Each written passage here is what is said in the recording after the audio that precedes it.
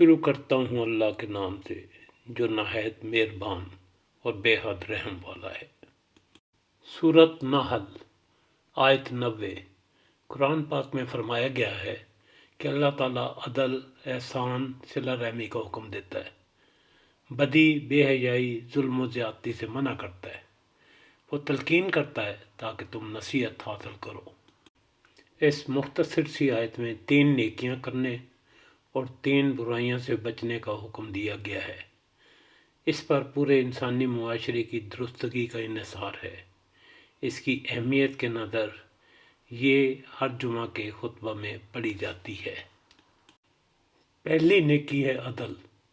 عدل کا تقاضا ہے کہ ہر شخص کو اس کے تمام معاشرتی، معاشی، قانونی، سیاسی، تمدنی حقوق پوری ایمانداری کے ساتھ ادا کیے جائیں اور حکومت وقت اور تمام معاشرہ اس کو یقینی بنائے۔ دوسری نیکی احسان کرنا ہے، جس سے مراد نیک، فیاضانہ، ہمدردانہ رویہ، درگزر کرنا، دوسروں کے اس کے حقوق سے کچھ زیادہ دینا اور خود اپنے حقوق سے کچھ کم دینا۔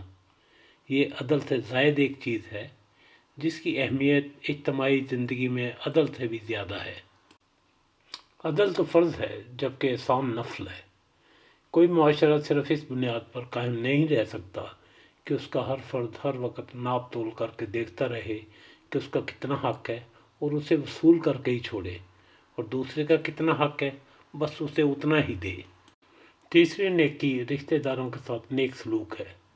یہ رشتہ داروں کے معاملے میں احسان کی ایک خاص صورت ہے۔ اس کا مطلب ہے کہ آدمی اپنے رشتہ داروں کے ساتھ اچھا برتاؤ کرے، خوشی غمی میں ان کا شریک حال ہو اور جائز حدود کے اندر ان کا حامی و مددگار بنے۔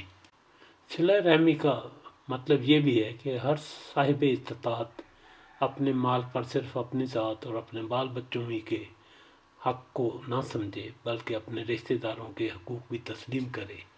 شریعت الہی خاندان کے خوشحال فرد کو پابند کرتی ہے کہ وہ خاندان کے نادار لوگوں کو بھوکا ننگا نہ چھوڑ دے۔ شریعت کا پہلا اصول یہ ہے کہ ہر خاندان کے غریب افراد کا پہلا حق اپنے خاندان کے خوشحال افراد پر ہے۔ اسی طرح ہر خاندان کے خوشحال افراد پر پہلا حق ان کے غریب رشتہ داروں کا ہے، ان کے بعد دوسروں کے حقوق پورے کیے جائیں۔ یہی بات رسول پاک صلی اللہ علیہ وسلم نے اپنی متعدد احادیث میں بیان فرمائی ہے کہ آدمی کے اولین حقدار اس کے والدین، اس کے بیوی بچے، اس کے بہن بھائی، اور پھر وہ جو ان کے بعد قریب تر ہوں، اور پھر وہ جو ان کے بعد قریب تر ہوں۔ 3 بھلائیوں کے مقابلے میں اللہ تعالیٰ 3 برائیوں سے بھی روکتا ہے جو افراد کو اور پورے معاشرے کو بگاڑنے والی ہیں۔ پہلی برائی ہے فحاشی، جس کا اطلاق تمام بیہودہ اور شرمناک کاموں پر ہوتا ہے۔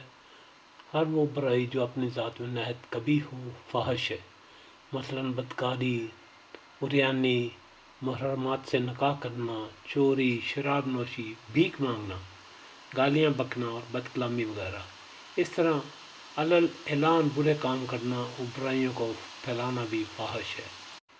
دوسری برائی المنکر، جس سے مراد ہر وہ برائی ہے جسے انسان برا جانتے ہیں، ہمیشہ سے برا کہتے ہیں، جیسے جھوٹ، ریاکاری، باطن میں کھوٹ، ظاہر میں بناوٹ، بد خلقی و بد زبانی، لوگوں پر ظلم و زیادتی، خود نمائی اور خود ستائی وغیرہ۔